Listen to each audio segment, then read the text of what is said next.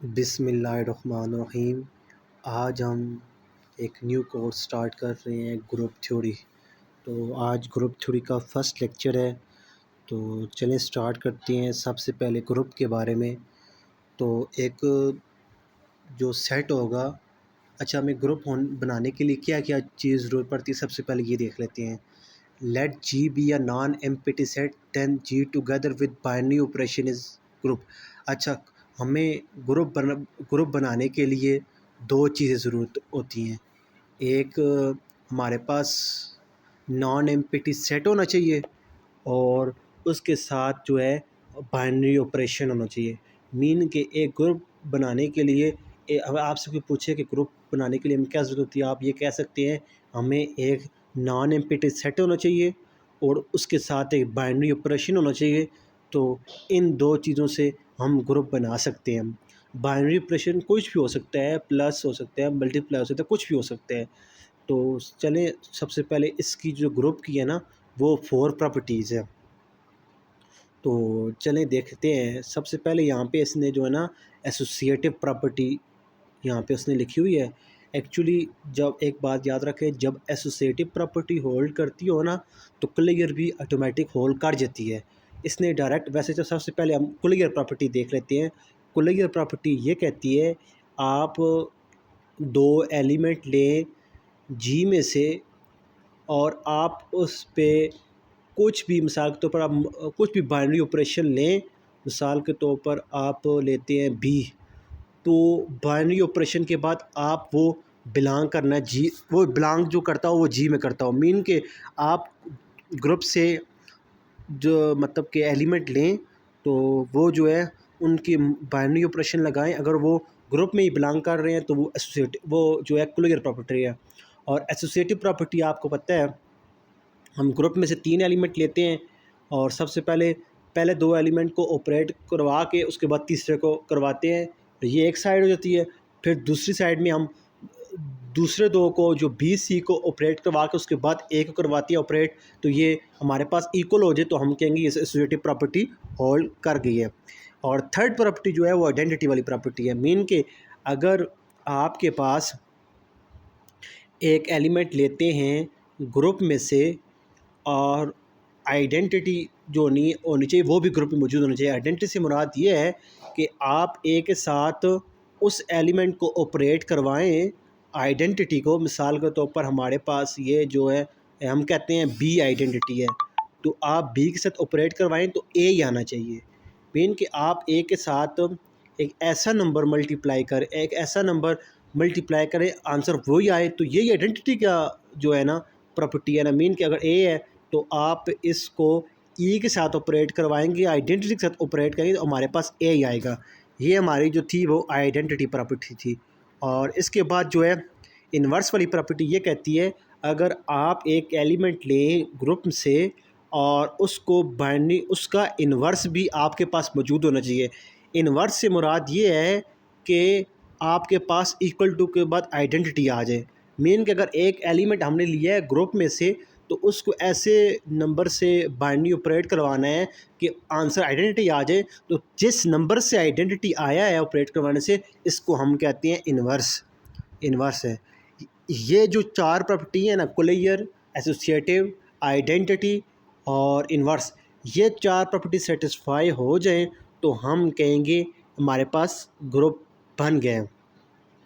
अगर हमारे पास 4 property satisfy हो जाए तो एबिलियन ग्रुप हो जाता है। एबिलियन ग्रुप ये कहते हैं आप 2 एलिमेंट लें जी में से और उन पे अगर एक को पहले रखें, बाइनरी ऑपरेशन लगाएं, तो वो बी बाइनरी ऑपरेशन ए के इक्वल होना चाहिए। मीन के A B is equal to B A होना चाहिए। ये हमारे पास जो है, ये हमारे पास एबिलियन ग्रुप हो जाता है। और अच्छा, जो क्लियर प्रॉपर्टी होती है ना, इसको हम जो है जो कहते हैं ग्रुपाइड कहते हैं। और जो एसोसिएटिव प्रॉपर्टी होती है उसको सेमी ग्रुप कहते हैं। और जो थर्ड होती है उसको मोनाइड कहते हैं। इसी तरह इनकी प्रॉपर्टी के नाम भी है। 4 प्रॉपर्टी को जब हो जाए तो फिर हम ग्रुप कहते हैं। 5 प्रॉपर्टी हो जाए तो हम बीलिंग ग्रुप कहते हैं। तो उसके बाद हमारे पास जो है, अब इसकी हम एग्जांपल देखते हैं। एग्जांपल में उसके बाद हम एग्जांपल में हम देखेंगे क्यूब रूट ऑफ यूनिटी।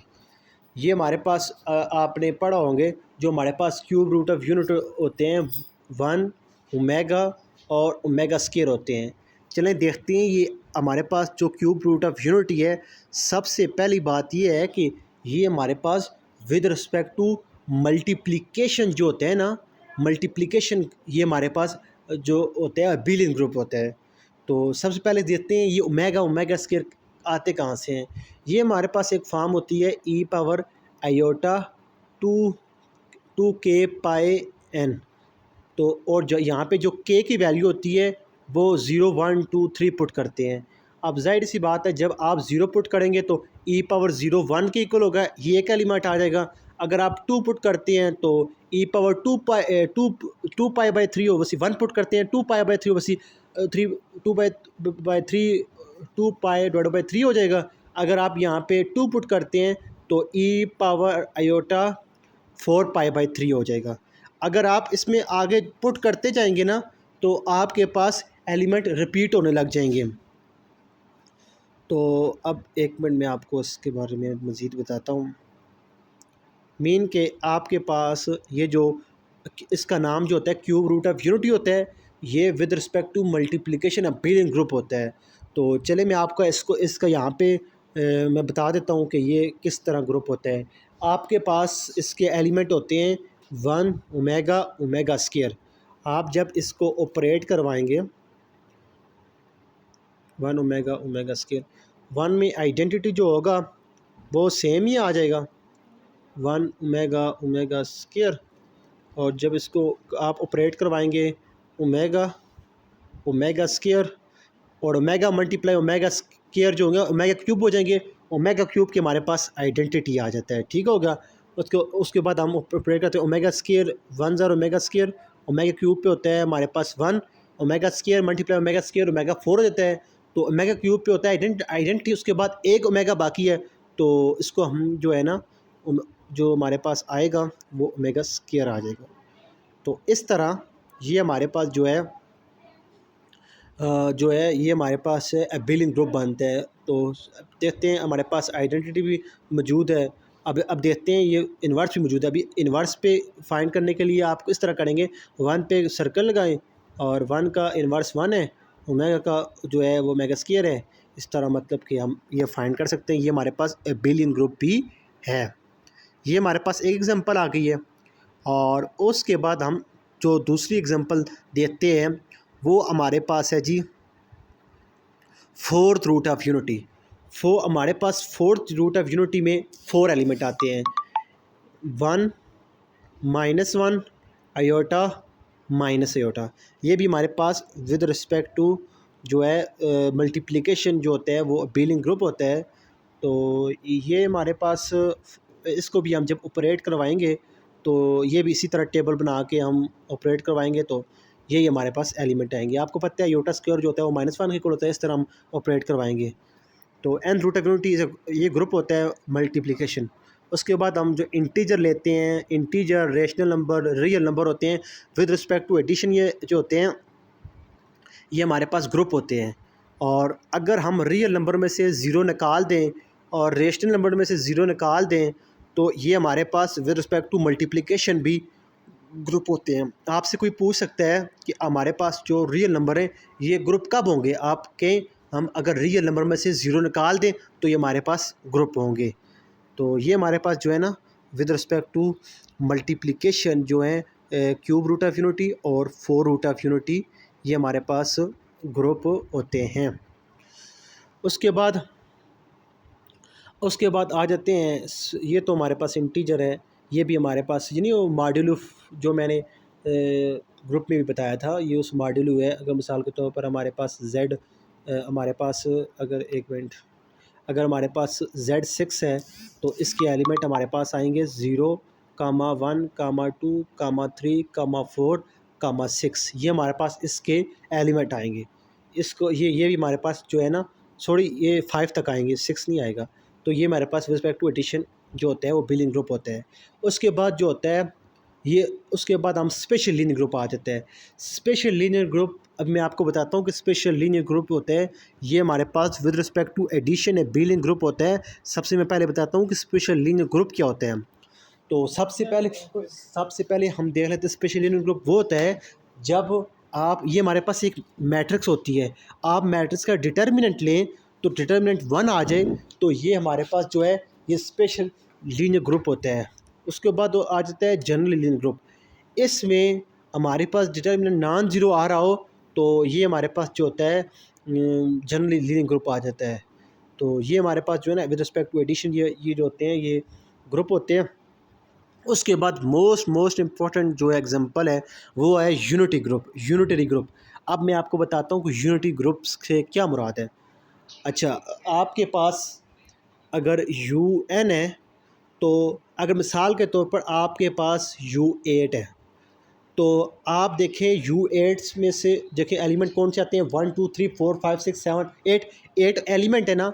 आप उन 8 एलिमेंट में 8 को छोड़ के बाकी जो 7 एलिमेंट हैं, यूनिटरी जो ग्रुप होगा ना उसमें वो वाले में एलिमेंट आएंगे जिसका 1 से लेकर 7 तक जो है, 1 से लेकर 7 तक जो हमारे पास जीसीडी होगा ना वो 1 होगा। अब मिसाल के तौर पर देखें 1 और 1, इसमें अगर यू एट हो तो अब देखा जाए 1 3 5 और 7, ये 4 एलिमेंट जो हैं हमारे पास जो है यूनिटरी यूनिटी ग्रुप में आते हैं। अगर हमारे पास एन जो है वो हमारे पास जो है एन है अगर 8 हो, तो ये हमारे पास जो है एग्जांपल थी। उसके बाद मैं ये आपको एक इम्पोर्टेंट चीज़ बता देता हूँ। हम एक, अच्छा ये रिज़ल्ट है या आगे हम पढ़ेंगे, लेकिन ये याद रखना है जिस ग्रुप का आर्डर जो है वो प्राइम होगा तो वो साइक्लिक लाजमी होगा। मेन कि अगर कोई भी ग्रुप है अगर उसका आर्डर प्राइम है तो वो साइक्लिक होगा, और लेकिन कन्वर्स ट्रू नहीं है। तो और एक और रिज़ल्ट बहुत इंपॉर्टेंट है, हम इसके आगे थ्योरम भी करेंगे। जो साइक्लिक ग्रुप होगा ना वो लाजमी बिलियन ग्रुप होगा, लेकिन हर बिलियन ग्रुप जो है वो साइक्लिक नहीं होगा। उसके बाद आ जाता है क्वार्टरनियन ग्रुप। ये भी बहुत इंपॉर्टेंट हमारे पास ग्रुप है। क्वार्टरनियन ग्रुप जो है इसके हमारे पास 8 एलिमेंट होते हैं, +-1 +-i +-j +-k। ये याद रखना, ये योटा नहीं है, ये जो नहीं वो वेक्टर के साथ i j कंपोनेंट होते हैं, ये वो i j है। ये हमारे पास जो है ये हमारे पास बिलियन ग्रुप नहीं होता। तो इसकी एलिमेंट जो है ना मैं बता दी है कि इसकी 8 एलिमेंट होती हैं, इसका आर्डर 8 होता है, 8 एलिमेंट है तो इसका आर्डर 8 है। तो उसके बाद जो है इसमें से हम बात करते हैं, ये हमारे पास जो है ना with respect to multiplication group होता है, लेकिन एबिलियन ग्रुप नहीं होता। अब मैं बताता हूँ कि हमारे पास एबिलियन ग्रुप को क्यों नहीं होता। अच्छा, ये अब मैं आपको आगे इसकी टेबल भी बनाऊँगा, लेकिन एबिलियन ग्रुप अगर देखें हमारे पास आई डॉट जे जो होता है ना वो के की इक्वल होता है, लेकिन आप जे डॉट आई करेंगे ना तो ये हमारे पास जो है माइनस के इक्वल हो जाता है। ये हमारे पास जो है एबिलियन ग्रुप जो है नहीं होता। उसके बाद आ जाता है जो यूनिटी ग्रुप होता है ना ये होता है बिलियन। उसके बाद हम आ जाते हैं डाइहेड्रल ग्रुप में। तो डाइहेड्रल ग्रुप में इसकी पहचान ये है कि इसके, एक मिनट इस बताता हूँ आपको। अगर हमारे पास इसके एलिमेंट तो बाद में बताता हूँ, आपको सिंपल पहचान कर दूँ। अगर हमारे पास डीएन है ना तो इसमें ए बी की शेप में आएंगे एलिमेंट। अगर जो हमारे पास एन है अगर वही एलिमेंट आया ऊपर पावर में, मीन कि उसका ऊपर पावर जो एलिमेंट आया अगर वही एलिमेंट आया तो ये एलिमेंट जो है आइडेंटिटी देता है, और बी स्केयर भी आइडेंटिटी देता है, और ए बी का होल स्केयर भी आइडेंटिटी देता है। तो इसमें ये होता है, मैं आपको आगे इसके बारे में बताऊंगा, इसकी हम एग्जांपल करेंगे तो आपको मज़ीद समझ आएगी। इसको यहाँ पे हम डिस्कस नहीं करते। उसके बाद हमारे पास जो आंसर उसके बाद हम सिमेट्रिक ग्रुप भी हम आगे पढ़ेंगे, इसको भी डिस्कस करने की ज़रूरत नहीं है। उसके बाद आ जाता है order of group. The number of element in group G is called order of G. हमारे पास कोई भी ग्रुप है उसके अंदर जितने भी एलिमेंट होंगे ना तो उसको उसमें जितने एलिमेंट होंगे हम कहेंगे इस ग्रुप का इतना आर्डर है। तो आगे देखते हैं। उसके बाद आ जाते हैं आर्डर ऑफ एलिमेंट। ये बहुत इंपॉर्टेंट है, आर्डर ऑफ एलिमेंट क्या होता है। The least positive integer n for x n is equal to identity इसका आर्डर को कहता है कि आपने अगर हम एक एलिमेंट लेते हैं जी, हम कहते हैं एक्स जो है ये जी का एलिमेंट है, तो कहता है एक्स की हमने लीस्ट पॉजिटिव इंटीजर एन ऐसा लेना है कि वो इक्वल टू आइडेंटिटी आ जाए, तो फिर हम कहेंगे ये हमारे पास जो एक्स है, ये हमारे पास जो एक्स है इसका, ये जो एक्स है ये एलिमेंट है जी का, और इसका आर्डर जो है हमारे पास एन है। तो ये हमारे पास इसका आर्डर जो आ गया वो एन आ गया। उसके बाद हम एक डेफिनेशन देख लेते हैं जो आ गया आइडेम्पोटेंट एलिमेंट। ये बहुत इंपॉर्टेंट डेफिनेशन है। एलिमेंट एक्स फॉर ग्रुप जी, अगर एक एलिमेंट लेते हैं आप एक्स में से और इसमें से आप एलिमेंट लेते हैं, अगर इसका आप स्क्वायर लेते हैं तो वो ही एलिमेंट आ जाए, तो हम कहेंगे ये जो एक्स हमारे पास एलिमेंट है ये आइडेम्पोटेंट एलिमेंट है। अच्छा, ये नोट देख लें, नोट हमारे पास ये है, द ओनली आइडेम्पोटेंट एलिमेंट है group G is identity element G. आपके पास कोई भी ग्रुप हुआ तो उसमें जो आइडेंटिटी एलिमेंट होगा ना वो आइडेम्पोटेंट एलिमेंट होगा, क्योंकि हमारे पास एक आइडेंटिटी है। आइडेंटिटी का जब आप स्क्वायर लेते हैं तो हमारे पास वही आइडेंटिटी आती है, तो आइडेंटिटी जो है हमारे पास आइडेम्पोटेंट एलिमेंट है। आप अगर जैसे मिसाल के तौर पर वन है तो वन का स्क्वायर जो है वन ही आता है। अगर विद रिस्पेक्ट टू एडिशन कर रहे हैं तो वो ज़ीरो होती है आइडेंटिटी, ज़ीरो का स्क्वायर जो होता है वो ज़ीरो ही आता है। यकीनन ये समझ आपको आ गई होगी। आप अब आगे देखते हैं, हमारे पास थ्योरम आ गया है। अगर आपके पास है कि अगर जी हमारे पास ग्रुप है तो उसमें से दो एलिमेंट ले रहे हैं, तो उसके बाद ये फॉलोइंग प्रॉपर्टी ऑल करती हैं। अगर हमारे पास ए का जो आर्डर है वो ए इन्वर्स के आर्डर के इक्वल होगा, मीन कि अगर आपने एक एलिमेंट लिया है जी में से, अगर उसका आर्डर एन है तो उसका जो इन्वर्स का आर्डर होगा ना वो भी हमारे पास जो होगा वो एन होगा। ये हमारे पास जो है एक थ्योरम है। और इसी तरह अगर बी का जो आर्डर होगा वो बी इन्वर्स के इक्वल होगा, और वो साथ में ए बी जो कम्युनिकेट भी करा देते हैं। और अगर ये हमारे पास ए बी का जो आर्डर होगा वही बी ए का हमारे पास आर्डर होगा। अब हम प्रूव करते हैं कि पहला जो पार्ट है कि अगर ए का आर्डर एन है तो ए इन्वर्स का भी आर्डर जो होगा वो मीन सेम होगा। हम कहते हैं कि ए का आर्डर हमारे पास जो है एम है, मीन के इक्वल टू आइडेंटिटी आ रहा है। हमने जो है ए इन्वर्स एम को दोनों साइड ऑपरेट करवाया है, और अब ये बेसिस सेम है, जो हमने इनका जो ऊपर पावर सेम थी उनको पावर में लिखा है, नीचे को ऊपर पावर सेम थी तो एम एक लिख दिया, नीचे वो कर दिया है, और ए इन्वर्स एम आ गया। और ए इन्वर्स आइडेंटिटी जो होती है वो ही आंसर देती है। और ए इन्वर्स और ए ये हमारे पास जो होते हैं ना, ए इन्वर्स ऑपरेट ए, ये हमारे पास ए पावर ज़ीरो बनते हैं और ये हमारे पास आइडेंटिटी बनाते हैं। तो ये हमारे यहाँ से साबित होगा कि जो ए का आर्डर होगा वो ही हमारे पास जो है उसका आर्डर होगा, ए इन्वर्स का आर्डर होगा। उसके बाद हम एक इम्पोर्टेंट पढ़ते हैं डायहेड्रल ग्रुप। ये बहुत बहुत बहुत बहुत इंपॉर्टेंट ग्रुप है और ये हमारे पास नॉन बिलिंग ग्रुप है। इसकी डेफिनेशन देखते हैं, the group of symmetry of regular जो होते हैं एन गॉन मीन पॉलीगॉन, जो एन जो होता है वो 3 से ग्रेटर होंगे, इसका डायरेक्ट को। आपके पास कोई भी शेप हो लेकिन जो उसकी साइडें होनी चाहिए ना, या तो वो 3 होनी चाहिए या 3 से ग्रेटर होनी चाहिए। सबसे स्मॉलेस्ट चीज़ जो होती है ना वो ट्राइंगल होती है, इसकी 3 साइड है ना। उसके बाद हमारे पास स्क्वायर आता है, उसके बाद हमारे पास जो है पैरेललोग्राम आती है। इस तरह जो होती हैं ये हमारे पास जो है एग्जांपल आगे बनती हैं, इसको हम आगे डिटेल में पढ़ेंगे। तो अच्छा, इसमें जो है ना सब कई बुक में इसको डायग्राम D2N आते हैं, क्योंकि इसमें जो T2N से मुराद ये है ना कि आपके पास अगर हमारे पास D5 है तो इसमें जो है ना D5 जो है ना, इसका हमसे मुराद ये है कि हमारे पास 2N था ना, 2N की जगह हमारे पास 5 है, 2 × 5 इसके 10 एलिमेंट हो गए। अगर हमारे पास D3 है तो 3 × 2 हो जाएगा, तो इसके हमारे पास 6 एलिमेंट हो गए। ये डायहेड्रल ग्रुप है। तो हम इसको आगे देखते हैं, जितना पॉसिबल हो सके इस लेक्चर में हम कवर करेंगे, फिर इंशाल्लाह नेक्स्ट लेक्चर में भी हम इसको कवर करते हैं। तो उसके बाद इसकी एग्जांपल है, एग्जांपल देते हैं। सबसे पहले इसने इक्वलेटेड ट्राइंगल ली है, 3 गॉन मीन के 3 साइडें हैं आपके पास। तो हम इसके हमारे पास जो एलिमेंट, अच्छा आपने जो हमारे पास ये ट्राइंगल है, इसमें ये होता है कि आपके पास अगर हमारे पास डी एन है ना, तो एन माइनस वन हमारी रोटेशन आएंगी और एन हमारी जो है रिफ्लेक्शन आएगी। ये मैं आगे आपको बताता हूँ ये रोटेशन रिफ्लेक्शन क्या होती हैं। अगर हमारे पास ये एक ट्राइंगल है 1 2 3, इसकी रोटेशन से मुराद ये है कि आप 3 को इधर ले जाएं और 1 को इधर ले जाएं, 2 को इधर ले जाएं, ये हमारे पास रोटेशन होती हैं। और आप रोटेशन इस तरह करेंगे, जितनी साइडेड होंगी ना, अब ये हमारे पास जो बन रहा है 360 जो है हमारे पास बन रहा है ना, तो आप 360 को आप जितनी साइडें होंगी उसको 3 पे डिवाइड करेंगे, जो आंसर आएगा हमारा 120, तो ये हमारे पास एंगल बन रहा है ना।